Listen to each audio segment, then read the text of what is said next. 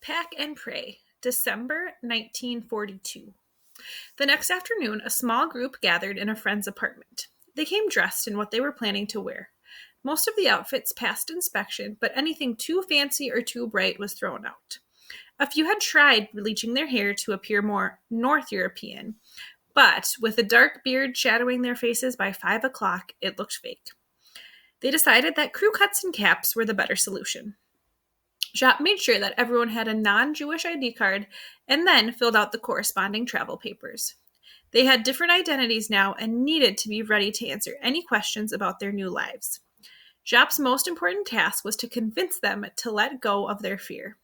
They were no longer students, teachers, artists, or musicians, but construction workers on their way to a job.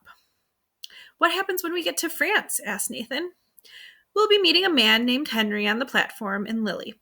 He's a friend of a good friend of mine. You can trust him. He'll take you to a safe house. Then you'll go into the underground pipeline till you reach Spain."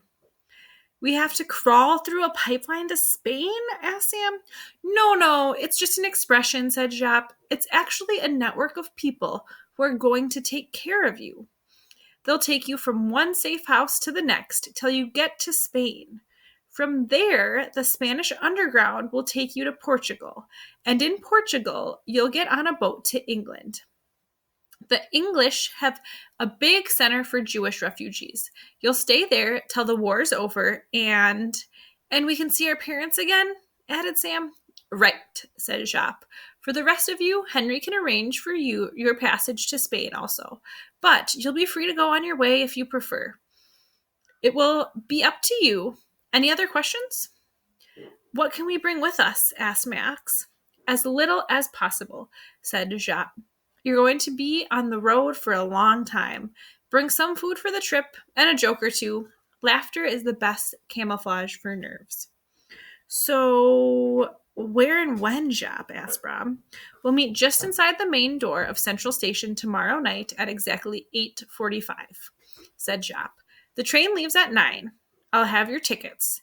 If you see me talking to a cop or a German, don't come near.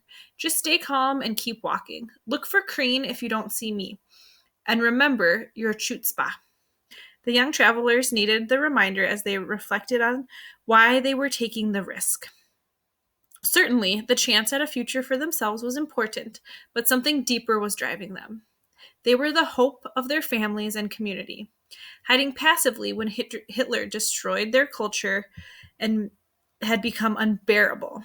Many were headed to England to join the British Armed Forces, the only European force left fighting the Nazis.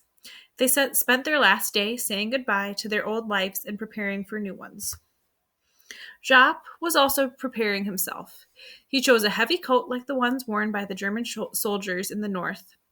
In the mirror, he watched himself walk with confidence and speak with authority. He had to believe he was the transport Führer or the transport leader, if the scheme was to work at all.